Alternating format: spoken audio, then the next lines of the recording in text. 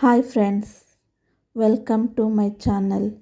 ಈಗ ಮಾವಿನಕಾಯಿ ಸೀಸನ್ ಆಗಿದ್ದರಿಂದ ಮಾವಿನಕಾಯಿ ಉಪ್ಪಿನಕಾಯಿ ಹೇಗೆ ಮಾಡೋದು ಅಂತ ನೋಡೋಣ ಬನ್ನಿ.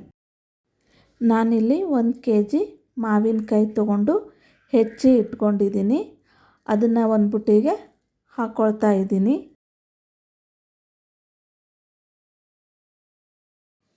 ಹೆಚ್ಚಿರೋ ಮಾವಿನಕಾಯಿಗೆ 3 ಸ್ಪೂನು ಉಪ್ಪು ಹಾಕ್ಕೊಳ್ತಾ ಇದ್ದೀನಿ.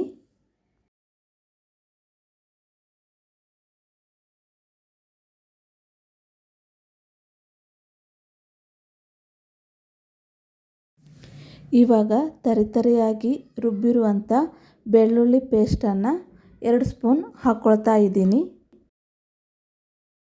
ಇವಾಗ ಒಂದು ಸೌಟ್ ತಗೊಂಡು ಇದನ್ನು ಚೆನ್ನಾಗಿ ಮಿಕ್ಸ್ ಮಾಡೋಣ.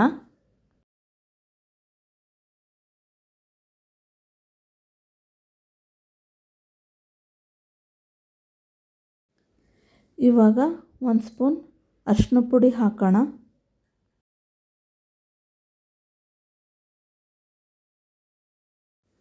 ಒಂದು ಸ್ಪೂನ್ ತಗೊಂಡು ಇದನ್ನು ಚೆನ್ನಾಗಿ ಮಿಕ್ಸ್ ಮಾಡೋಣ. ಇದಕ್ಕೆ ಸ್ವಲ್ಪನೂ ಕೂಡ ನೀರು ಮಿಕ್ಸ್ ಮಾಡಬಾರ್ದು, ಉಪ್ಪೇ ನೀರು ಬಿಟ್ಕೊಳ್ಳುತ್ತೆ. ಇವಾಗ ಇದನ್ನು 3 ಗಂಟೆಗಳ ಕಾಲ ಹಾಗೆ ಇಡಬೇಕು. ನೋಡಿ, ಈಗಿದು 3 ಗಂಟೆ ಬಿಟ್ಟಾಗಿದೆ, ನೀರು ಸ್ವಲ್ಪ ಬಿಟ್ಟಿದೆ.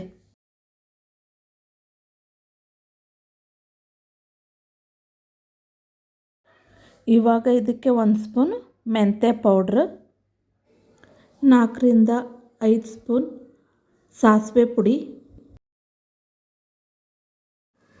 ಮತ್ತು ಇವಾಗ 3 ಸ್ಪೂನ್ ಅಚ್ಕಾರದ ಪುಡಿ,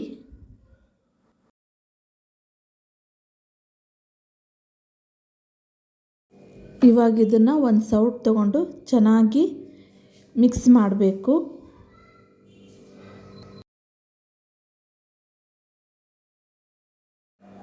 ನೋಡಿ, ಈ ಥರ ಚೆನ್ನಾಗಿ ಮಿಕ್ಸ್ ಮಾಡಬೇಕು.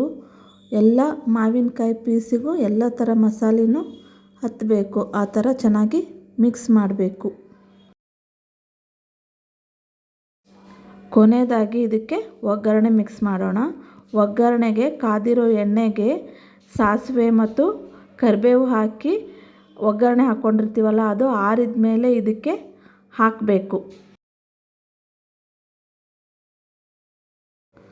ಒಗ್ಗರಣೆ ಹಾಕಿದ ಮೇಲೆ ಎಲ್ಲ ಮಸಾಲ ಒಗ್ಗರಣೆ ಹೊಂದೋವರೆಗೂ ಅದನ್ನು ಚೆನ್ನಾಗಿ ಮಿಕ್ಸ್ ಮಾಡ್ತಾನೆ ಇರಬೇಕು.